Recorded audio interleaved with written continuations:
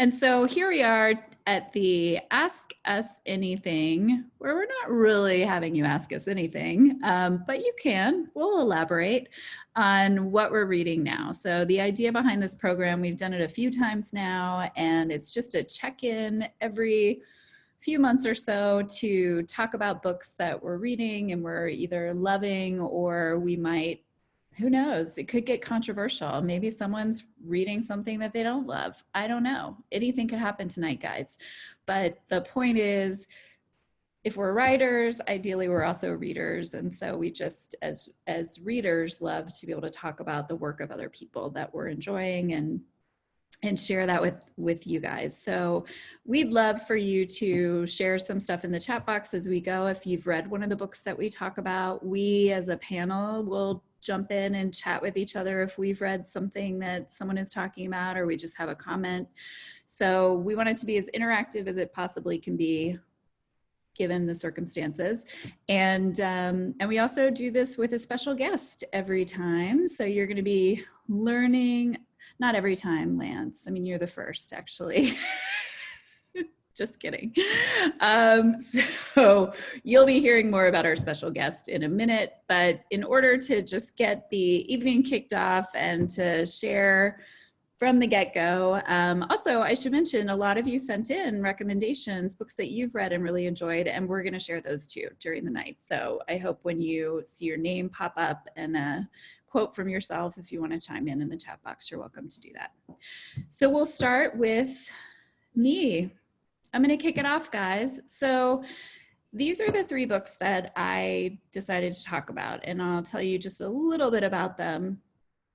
The City We Became, this would be the first time I've read a book by N.K. Jemisin, but I've heard her name over and over and over again, and she won the, I think it was the Hugo, right? 3 years in a row. So she's a pretty big force in the fantasy world. And she started a new series with this book, The City We Became. And what drew me to it, first of all, was just the fact that it's N.K. Jemisin. And I thought if I'm going to start reading her, I should start from the beginning of a new series. And then as I started to discover what the book was about, I realized that it would be a great way to travel to New York City and kind of see this place that I love from a different perspective. So the idea behind the story is that we live in a world where there are many multiverses, and each city in the world is either in the process of being born, has already been born, or is just the very, very early stages of existing. And when a city is born, it means that a human avatar actually takes on the personality of that city, and through the birth process has to fight evil to make sure that it's able to come into being. So I don't know if I'm making that sound very interesting, but it actually is maybe more interesting than I'm saying.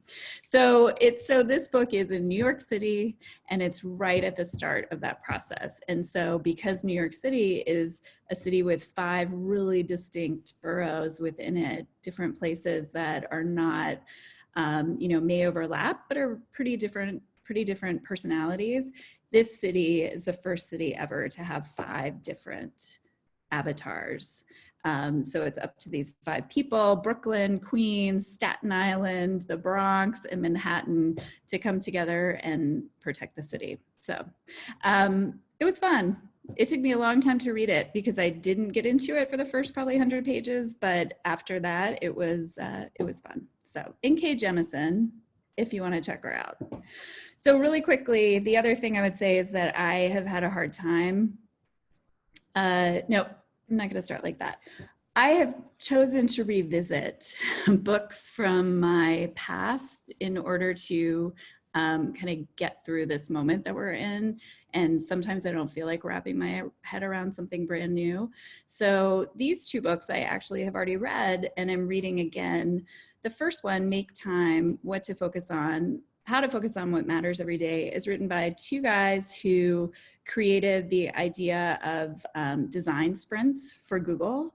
And that's now something that happens, I believe, all over the tech world.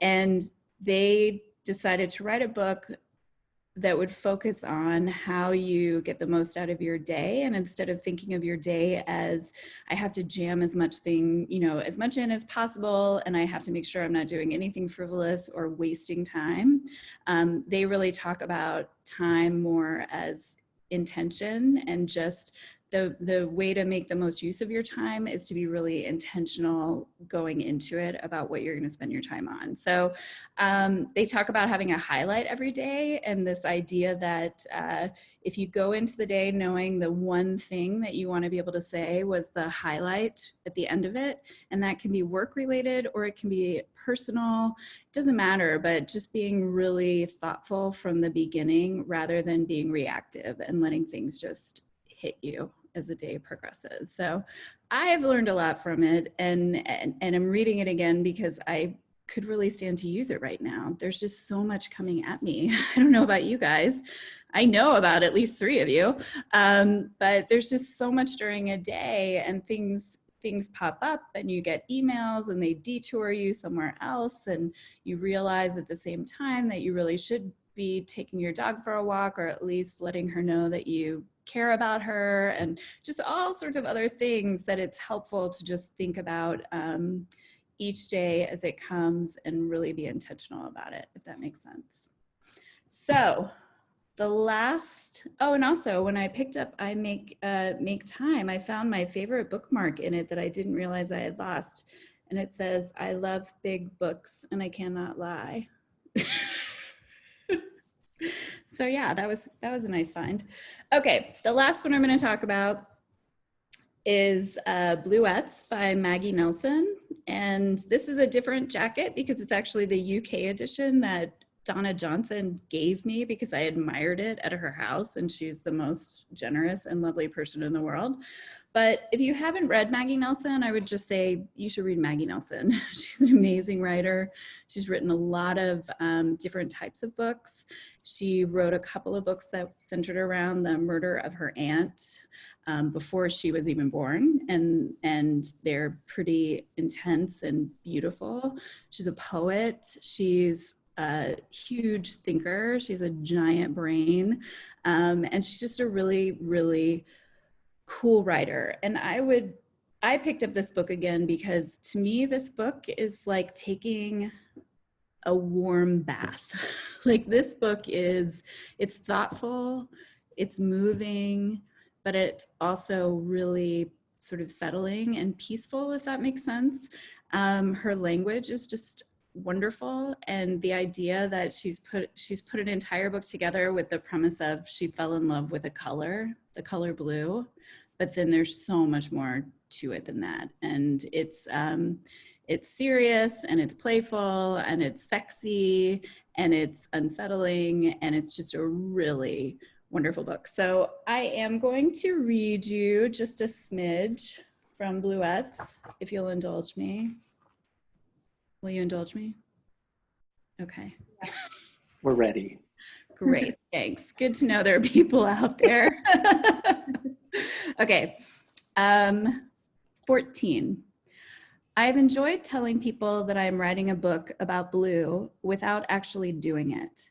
Mostly what happens in such cases is that people give you stories or leads or gifts, and then you can play with these things instead of with words. Over the past decade, I've been given blue inks, paintings, postcards, dyes, bracelets, rocks, precious stones, watercolors, pigments, paperweights, goblets, and candies. I've been introduced to a man who had one of his front teeth replaced with lapis lazuli, solely because he loved the stone, and to another who worships blue so devoutly that he refuses to eat blue food and grows only blue and white flowers in his garden, which surrounds the blue ex-cathedral in which he lives.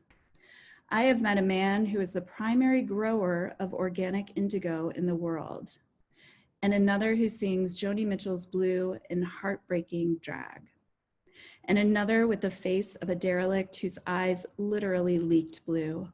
And I called this one the Prince of Blue, which was, in fact, his name.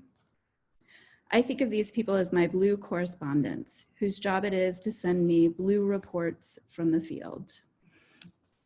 And that's it.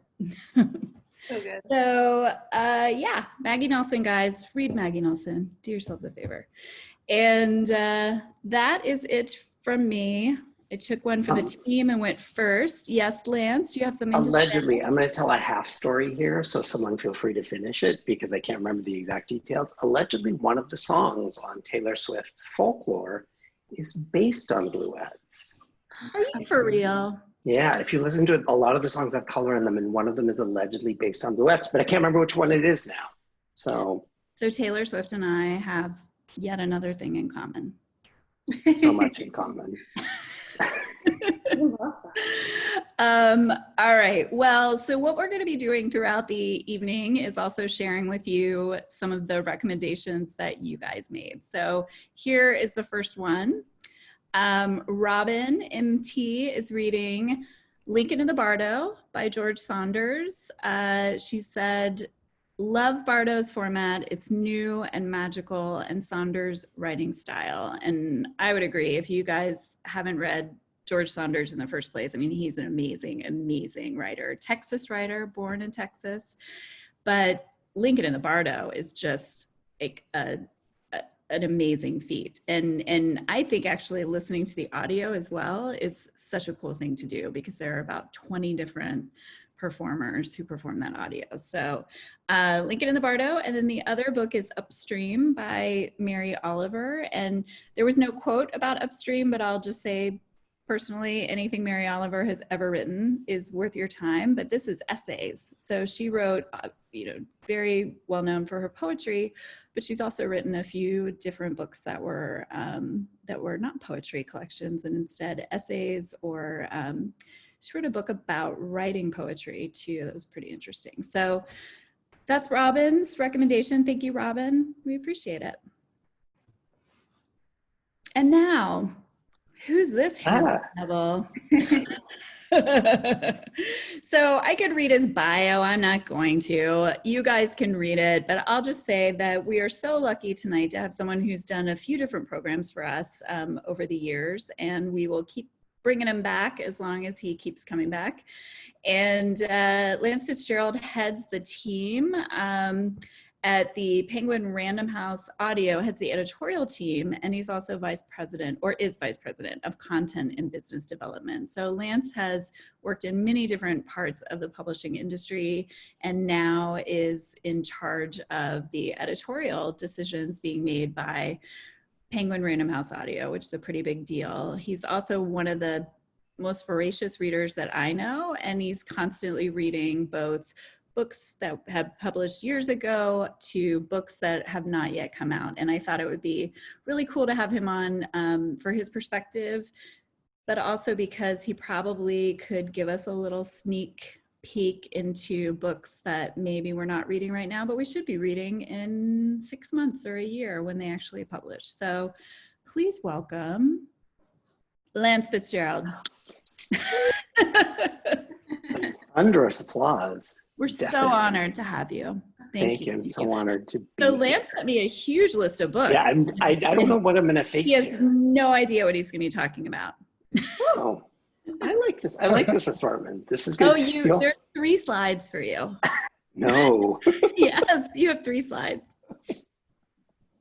All right. Well, I think one of the things I thought I was struggling with in the last 6 months was that I couldn't focus and I wasn't reading things. And I'm actually really glad, Becky, that you asked me to do this, because when I sat down to write down things I had read or was reading, I was like, oh, I actually am reading kind of more than I thought. So this is the slide of things I have recently finished, kind of a common theme across as you go, starting with You Brought Me the Ocean, which is actually a superhero YA graphic novel. I am a comic geek. I will wear it proudly on my sleeve.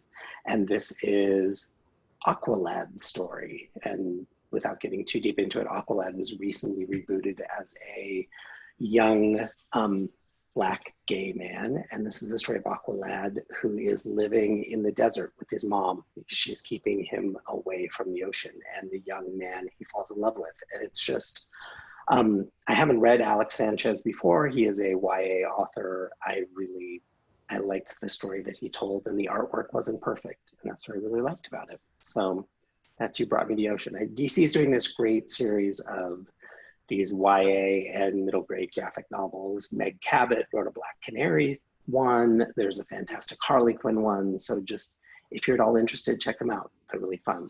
And then continuing kind of the graphic novel vein, I have never read actually either of these next two books, March or James Baldwin, The Fire Next Time. So I read both of these this summer. March, I just finished on Sunday, and I'm ready to dive into volume 2. And, you know, not knowing enough about John Lewis's life, I thought it was really fascinating to get this peek into his childhood, up through This Takes You, up through his young adulthood, I would say. And it's all based around Obama's inauguration, which gives it a nice framing device.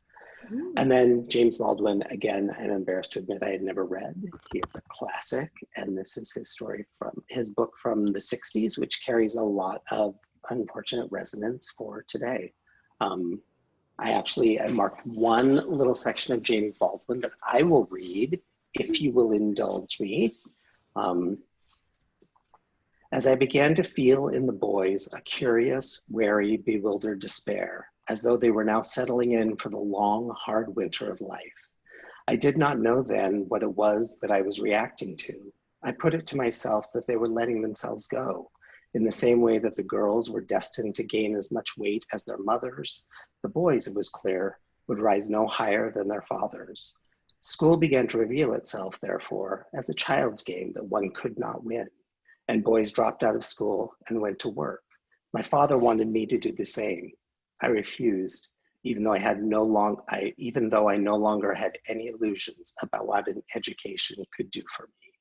I had already encountered too many college graduate handymen. I like that section talking about the struggles of going to school. Thanks, Lance. Thanks, Becca. Oh, look, there's more. Look, there's more. And now we take a severe U-turn. So these are the 3 books I'm in the middle of right now. As you can see, again, now we're going to drag queens. We've gone from comic books and stories about race to drag queens. Legendary Children is a history of RuPaul's Drag Race, but beyond that, it's a history of kind of gay culture. And it was really fascinating. I've read 3/4 of this, and I was reading a lot of it in June during the Black Lives Matter protests, and a lot of parallels between the struggles of particularly LGBTQI Black people and what Black people face today. So, and then it gives you a little dishy insight into what's happening on RuPaul's Drag Race if you're a fan. Elena Ferrante, very excited about this. This book just published on Tuesday. It's brand new. This was a book I did get a sneak peek at. Full disclosure, we are publishing the audiobook. I had never read Elena Ferrante, so when the submission came in, I read it. And I have devoured about half of it. Unfortunately, it is not with me. I didn't bring it to this house where we decamped for summer. So when I get back next week, I'll be able to dive back in. It's the story of a teenage girl whose father tells her that she is ugly and looks like her aunt. And so she then finds her aunt, and it's kind of their adventures together and coming of age. And then Trixie and Katya, as Becca said, I now work in the audio division, and this is my current audiobook listen. And it's the 2 of them narrating their tips for women with, tips on makeup and clothing and hairstyles, and a whole section on alcohol, on what drinks you should drink and what they all mean, and a section on drugs and which drugs you should not take. So they make me laugh, and I am enjoying that in the car. Is that an audio original? It's not. It's also a print book. Curious.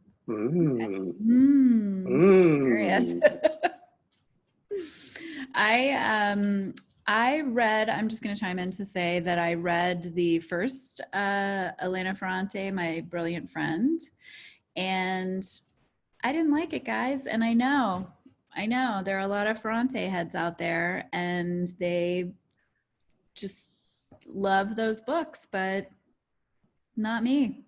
Are they outside your door with pitchforks and torches right now? How dare you? They have more important things to do. which They're probably reading The Lying Life of Adults right now. yes. So. But I got it though. I will give her this, that it is like a really truthful 12-year-old or adolescent girl perspective. Like, I think the voice was really like just the angst and the jealousy and the like fierce love, but also fierce, sort of competition that she felt. So I got that spoke to me. but in terms of, yeah, I didn't love it. Anyways, if anyone wants to defend Elena Ferrante in the chat box, feel free. But those are my feelings. Lance, you have one more slide. I'm exhausted already. The future. Ooh, looking to the future. So these are the things that are next on my nightstand to read. So Deacon King Kong is the new one from James McBride. I was lucky enough to work in the foreign rights team at Riverhead when we published James's memoir, The Color of Water, which if you have never read that book, it is beautiful and lyrical, and I highly, highly recommend it. And then he switched to fiction. And so this is the brand new one that just came out this summer that I've not had a chance to read, so that's on my nightstand. Ready Player 2. I can't wait. Before I came back to Penguin Random House, I read Ready Player 1, not realizing I would end up the place that publishes Ernie. I can't wait. They are keeping it, this comes out in November, they are keeping it under lock and key and won't let any of us have it. I can say from my new job, the audiobook will be narrated by Will Wheaton, who narrated the first one. So a little Star Trek celebrity there for you. So I'm super excited for Ready Player 2. This would be like the sneak peek part. How does this story possibly continue? I don't know. They won't tell us. They literally won't tell us anything. They won't give us any material. So, okay. No. I wish I had a sneak peek. I really do. I wish I had been like, I read it. I know what happens, but. Okay, well, continue. And then The Prophets by Robert Jones Jr. This comes out in January from Putnam. There's a lot of buzz about this book. Robert Jones has a Twitter account called Son of Baldwin that has 300,000 followers. He's doing a lot of Instagram stuff.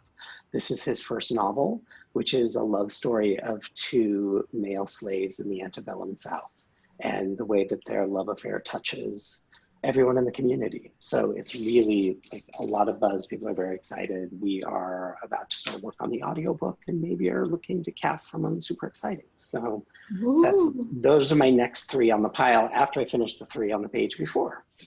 Cool.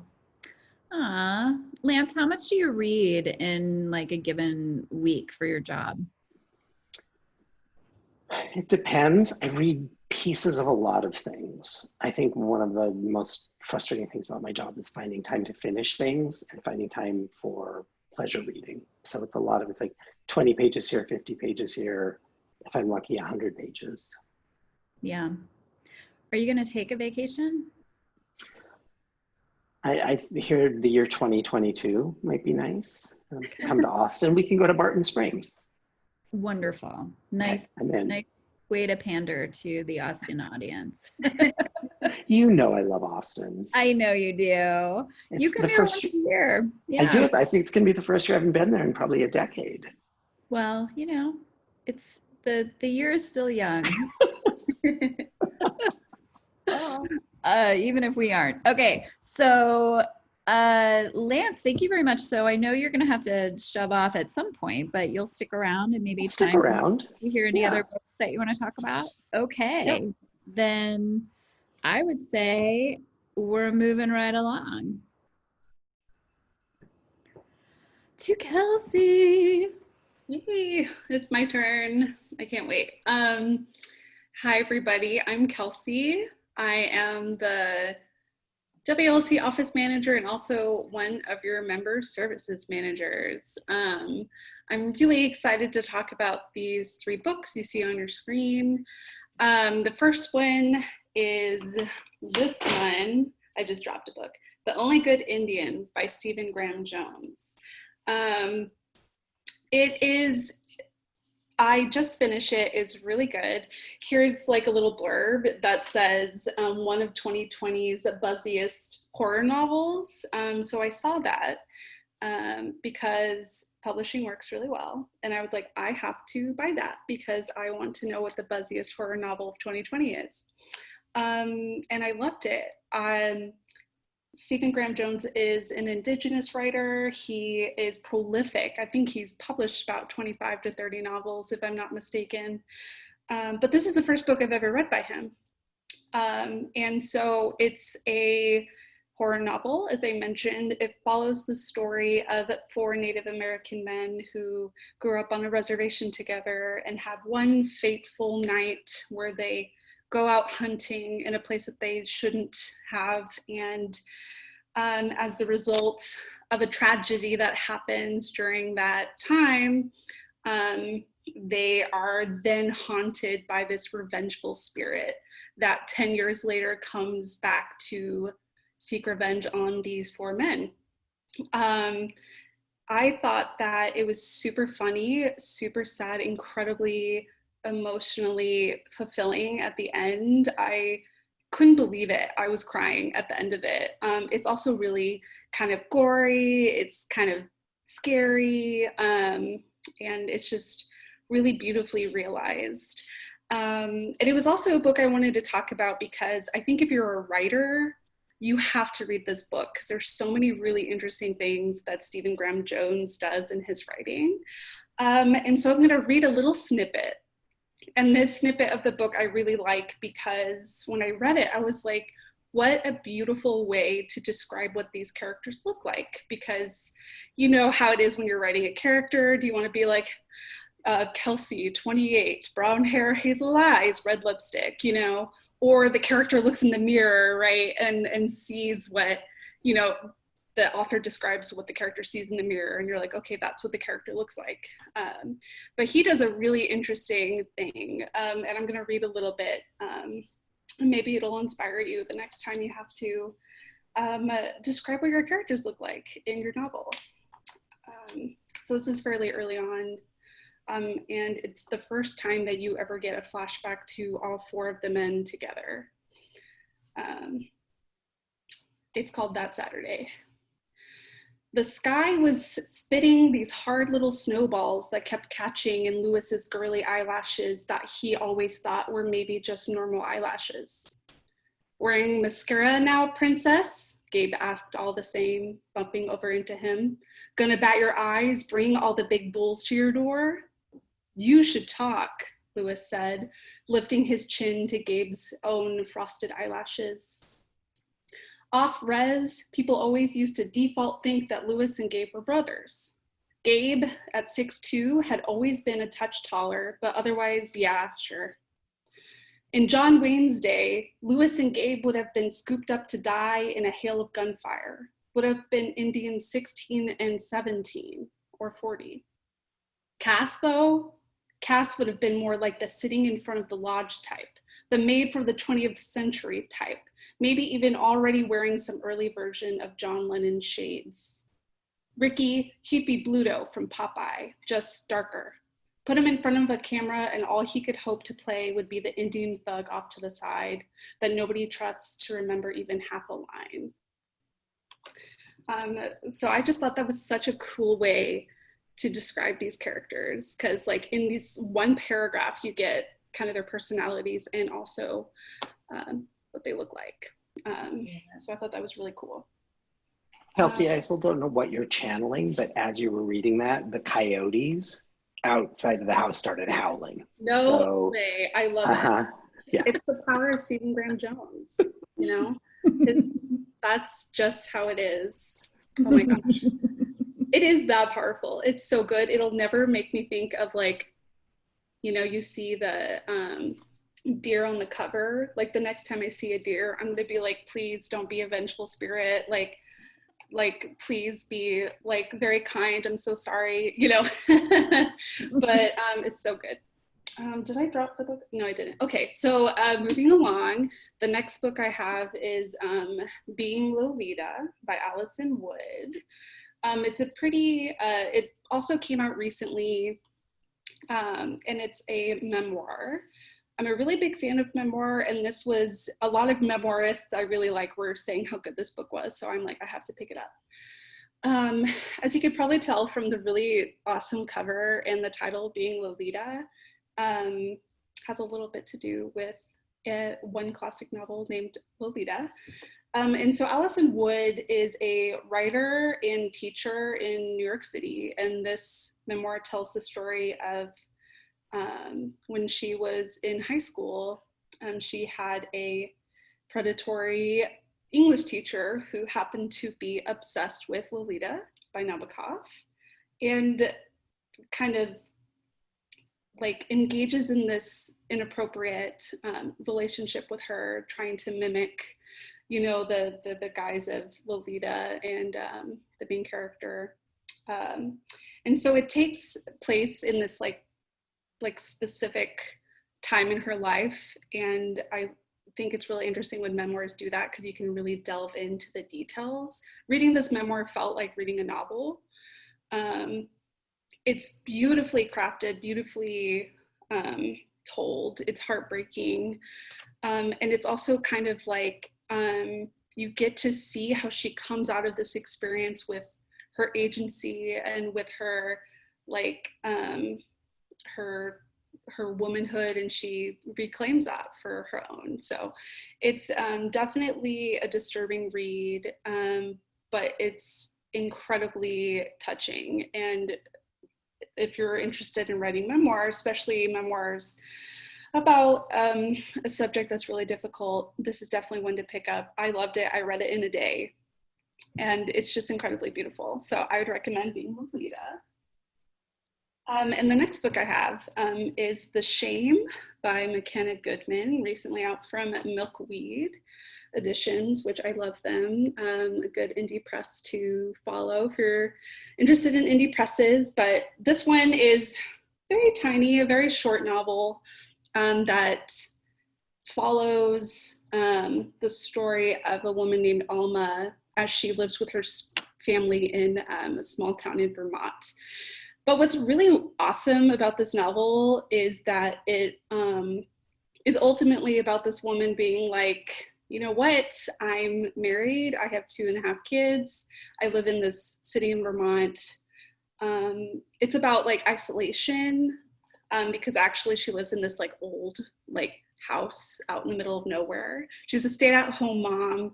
Her husband works as a professor, and she is like grappling with like this, like, she's like, well, I am a writer and I am an artist, and I feel like I can't fulfill my own like fantasies and goals. And so she ends up becoming obsessed with this woman on Instagram that has this perfectly curated life. And it's so interesting. So it's a novel of isolation, a novel of obsession, which I think a lot of us may be able to relate to in this time of quarantine. And so she ends up like, you know, leaving her family and her children due to this obsession she has. And it's so good, and it's very beautiful, very quaint, and very, you know, devastating. And yeah, I would highly recommend it. Lance wants to know if you read any happy books, Kelsey. That's an excellent question. I don't. Okay, now I know. They come to me. I don't know why. No, I do love happy books, but it's like my brain's like, I gotta get into these emotions. You know what I mean? Cool. That was wonderful. Thank you, Kelsey. I always like, I always want to run out and buy every book that you talk about. So thank you. Good job. Okay, and so I'm going to talk a little bit more about books that y'all are recommending. So Nancy G is currently reading The Stationery Shop by Marjan Kamali.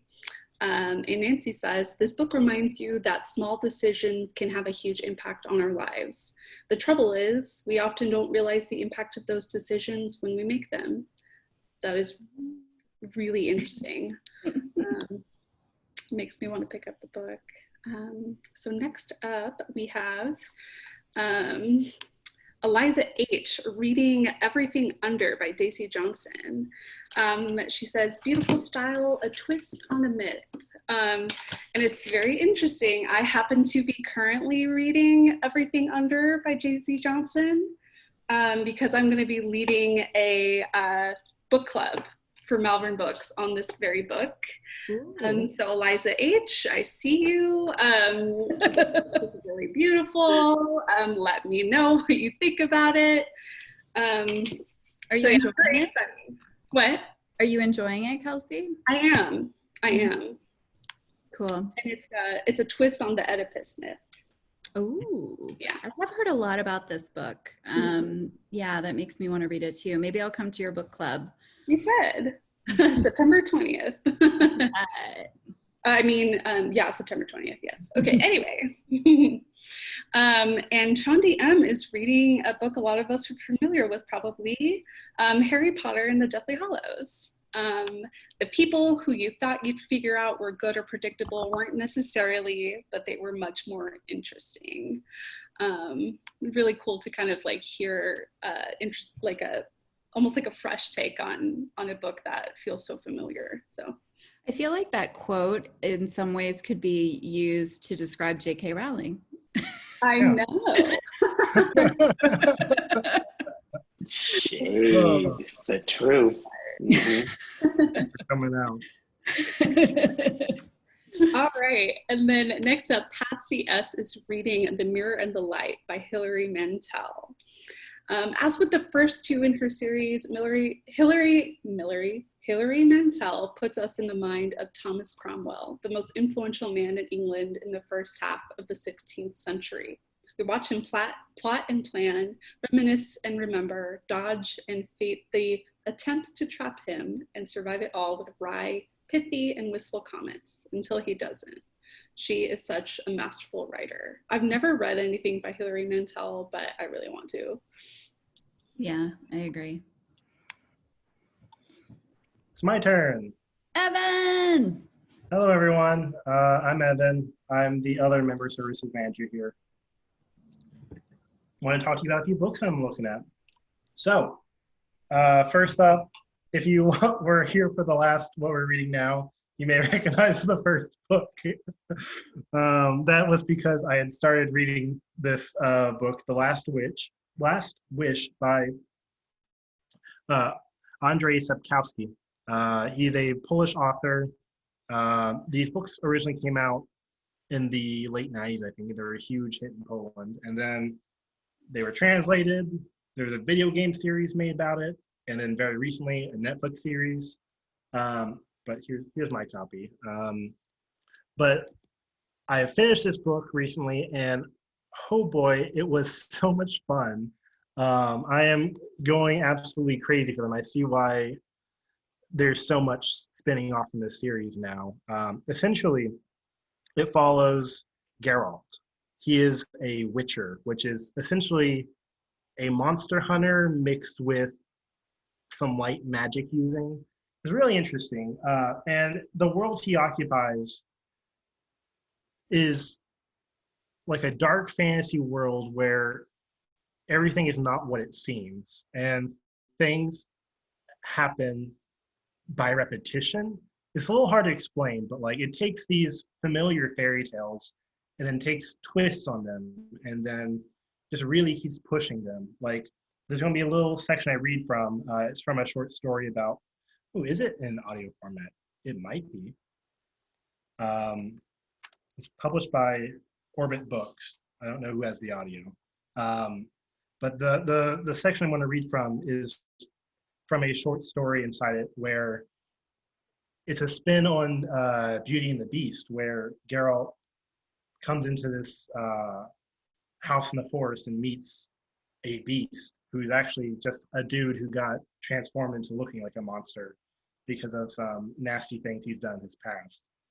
And then the way it just transforms how the original story went into this weird and creepy and kind of gross reality is so interesting. And then throughout the book, there's just these aha moments and just things that just blew my mind as I realized, oh, he's doing this, or oh, this is what's actually happening, and just so many little twists and turns that just masterfully come out at the right moment. So wonderful. I'm going to read a short little section from it. Okay. Geralt, steadying the croft's pewter stopper with his thumb, poured himself some wine, took a sip, and leaned back into his chair. He was watching the monster with a smile, an exceptionally ugly one. Yes, said Nivellen, slowly, digging at the corner of his jaws with his claw. One has to admit you can answer questions without using many words. It'll be interesting to see how you manage the next one. Who paid you to deal with me? No one. I'm here by accident. You're not lying by any chance. I'm not in the habit of lying. Then what are you in the habit of doing? I've heard about witchers. They abduct tiny children whom they feed with magic herbs. The ones who survive become witchers themselves, sorcerers with inhuman powers. They're taught to kill, and all human feelings and reactions are trained out of them. They're turned into monsters in order to kill other monsters. I've heard it said it's high time someone started hunting witchers, as there are fewer and fewer monsters and more witchers. Do have some partridge before it's completely cold. Nivellen took the partridge from the dish, put it between his jaws and crunched it like a piece of toast, bones cracking as they were crushed between his teeth. Why don't you say anything? He asked distinctly, swallowing. How much about the rumors about you witchers is true? Practically nothing. Then what's a lie? That there are fewer and fewer monsters. Ooh, there's just so many like those mic drop moments throughout the stories, and it just blows my mind. It's so good. Highly recommend The Witcher. The Last Wish is the first in the books. I don't remember how many books there are, but they're great. The next book is a bit of a shift. It's called The Queer Games Avant-Garde. It's a collection of interviews with people who make queer games in avant-garde. It's really awesome. I just started it and I picked it up because of the awesome cover, so bright. It's got also a wolf on it, like the Witcher book. But it's a really interesting book. I'm a gamer. I love playing games, and yes, it is a theme. And just reading about what goes into some of these games that I have played, I want to play, I own but haven't gotten around to. It's just really interesting. And I also had a very, very short segment from this one to look at. It's from one of the interviews. And it's just talking about what queer games are and what this movement can do. This is from the game designer, Naomi Clark. Queer games have already changed the medium of video games quite a bit. However, like any process of cultural recuperation, a lot of what is unique about queer games is already being reintegrated into the various parts of the games industry, all the way up to AAA game makers who are not queer themselves. Historically, that's been true of things like queer photography or queer riot girl music. They went on to influence plenty of people who were not queer because they changed how people thought about the medium. And that is what is valuable to me about queer games. Their impact is already rippling back and affecting how games are made today, even in the most traditional parts of the industry.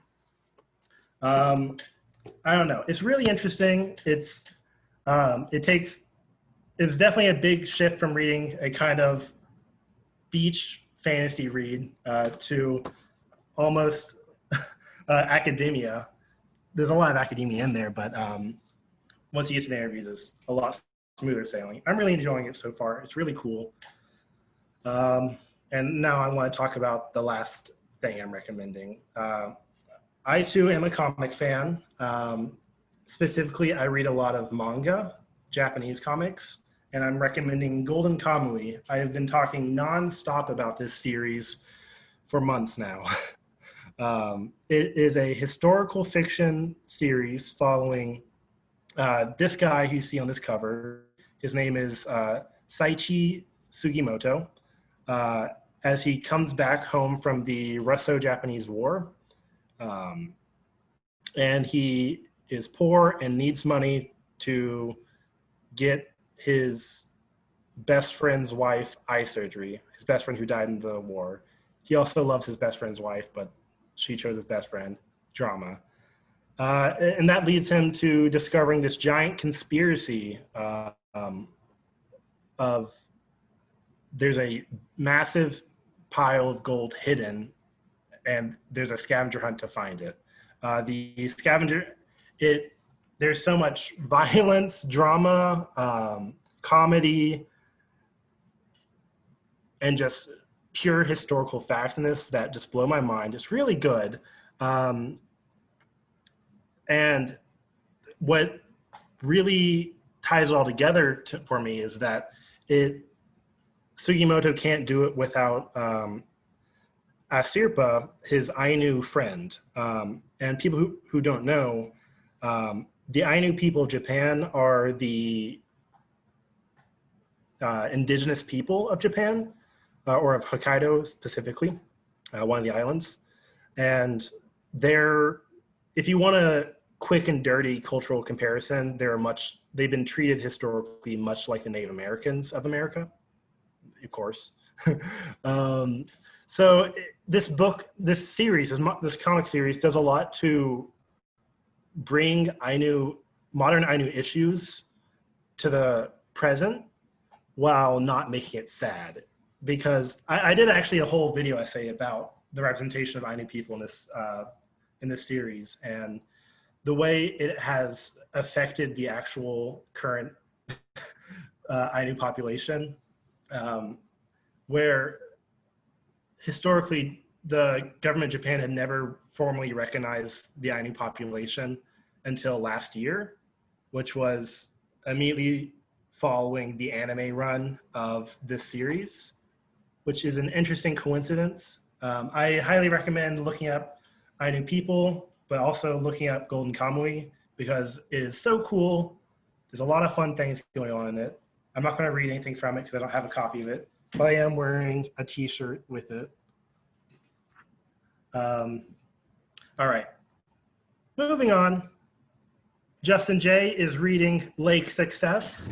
He says it is incredibly creative, unique, and a dark, funny, relevant road trip tale with heart.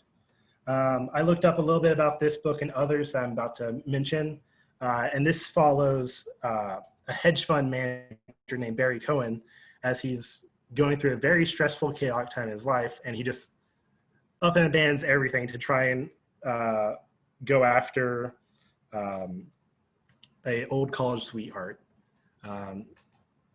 So a lot of people say it's discussing the 1%. It's about familial longing and an unsentimental ode to what really makes America great. Thank you, Goodreads. Bill T is reading The 10th Ward. This is the first in the Randolph Casey novels. I know this because I looked it up online. It looks very interesting, but Bill T says it's a great beach read, horror ghost story with enough twists to keep you guessing till the very end. I think it's very interesting. It's about hospital ghosts and a college professor by day, ghost hunter by night, who needs to stop those hospital ghosts before it ruins the hospital patients. I'm sorry, Bill, if you're here. José R is reading Haruki Murakami's After Dark. We all love a good Murakami book.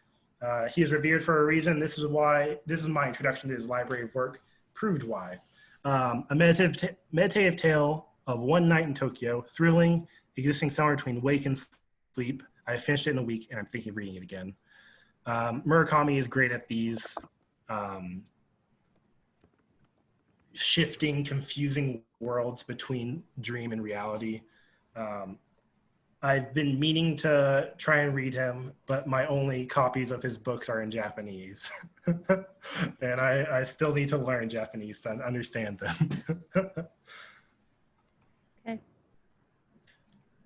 And finally, The Last Whippoorwill. Thank you, Elizabeth C., for recommending this. It's set at the turn of the last century and deals with an interracial love affair, Native American, Anglo-American, East Texas. They also wrote With a Wasp in the Fig Tree, which Elizabeth also loved. This one I also looked up. So apparently it's also not only about an interracial love affair, but it's also, they describe it as a relationship between two women, a mother and daughter, as they move cross country to Texas. It's historical fiction, it's romance, it's drama. You might want to check it out. Woo. Not for me.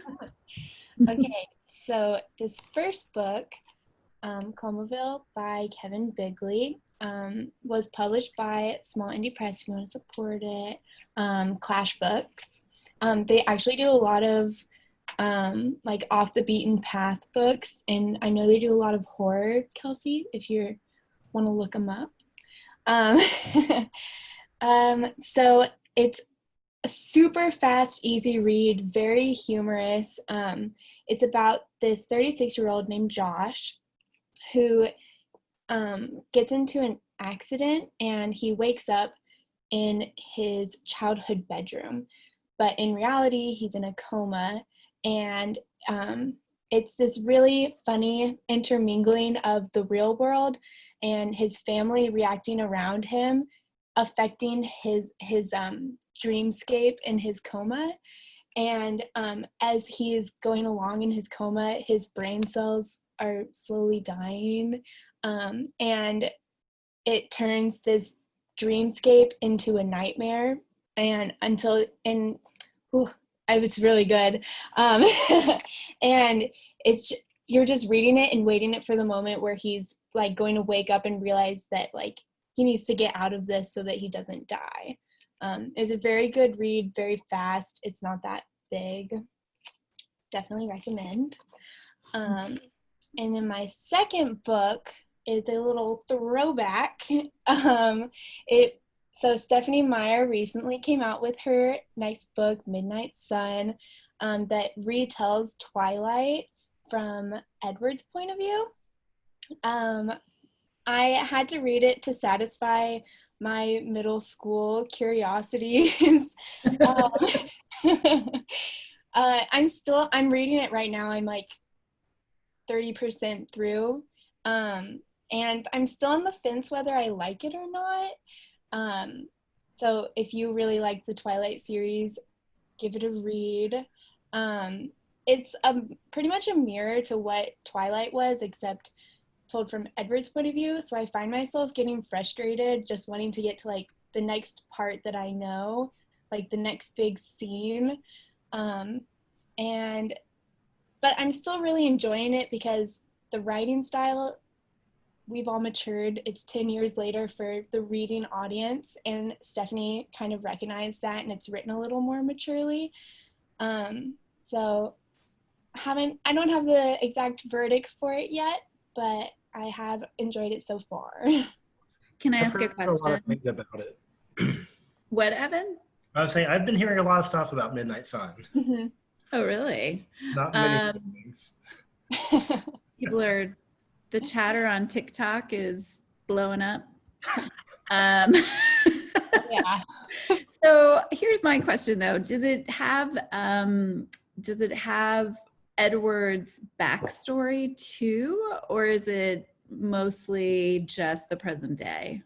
So it starts out on like the day that Bella shows up at Forks and her first day of school, but then he goes home, and as he like meets all of his family members, they kind of give the backstory, and they don't give it right away, but they're slowly giving you a little bit. So I'm gonna say yes to that. You get like a little bit more about Edward and his family than you did in Twilight and stuff. Yeah, you definitely get more. I mean, in the last book of Twilight, you do find out a lot about everybody's backstories, because Bella's trying to decide if she wants to become a vampire or not. Oh, that's right. I remember that. Yeah. Okay. But since this is like in the beginning of the series, you get that introduction earlier. Is she planning to do 3 books from Edward's point of view? No. That's what I wonder because it makes me think about the story structure of the books.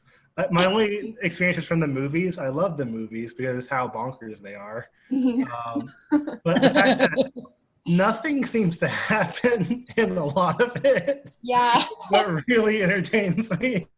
Well, and also half of the action is with the wolves. And so if And he you can't kinda be take- there. Exactly. So I think we're all revealing, or, a few of us are revealing how well we know Twilight. But Yeah. and by the way, you talk about your middle school curiosity. I believe I was firmly in my 30s, I'm going to say, when I read Twilight. This is a fun fact about me. I rode a bicycle in the rain around the island of Key West to try to find a bookstore that had a copy of the second book, because I finished the first one and I was on vacation and I couldn't imagine spending 4 days without being able to read the second one. And I couldn't find it. So instead I read The Road by Cormac McCarthy. That's a different tone. Exactly. A real beach read, that one. Right. Anyways, good job, Lindsay. You have a few recommendations to take us out on, right? Yes. I peeked through these before we started the event, and I feel like it's either fate or Becca. When you put these, you just know me. Because I know all of you very well. all of these books are immediately on my to read list. I'm super excited about them. I love it. Geraldine suggested The Paris Seamstress. She said, has great balance of romance, intrigue, historical fiction, and mystery. I had difficulty putting the book down. Very exciting. Next. Allan, The Secrets We Kept by Lara Prescott. This has been on my to-read list since the book came out. I want to read the actual book, and I haven't been able to get to a bookshop yet. So, wonderfully written first novel about a group of women in the 1950s CIA, think Mad Men, and the relationship of two of them with their male bosses. Both become involved in the intrigue surrounding the publication of Boris Pasternak's Dr. Zhivago. Interesting relationships develop along the way, born of clandestine necessity and of infection. It's well researched and accurate to events of the time. And I will say that Allan, who I think is here tonight, sent in a much longer piece that was really cool, because he's reading Dr. Zhivago now, and he read the nonfiction that was based on about one of the women from this group. So there's a whole 3 books, and I don't know if Allan, if you're still around, if you would throw the other books in the chat box, that would be cool, because it looked like there was more to go, more places you could go after you were introduced to the story in Lara Prescott's novel. And also I would say there are a few people here tonight or who sent in and referenced The Secrets We Kept as either a book that they just started or they'd just finished. So it seems like a book that a lot of folks are loving right now. I just want to point out my great pun. Hotel Zhivago. I don't understand it. It's a Trivago commercial joke. I don't know what that means. Oh. I don't who sees commercials? I haven't seen a commercial in 9 years. Okay. Thanks for having Hulu with ads. Do it more. Oh yeah. Know where you're at. So Allan has their sponsor. So Allan put in the chat box, guys, A Woman of No Importance about Virginia Hall is the other book, the nonfiction. So check it out. All right. Yay. Next book is suggested from Catherine Eloa Bourne.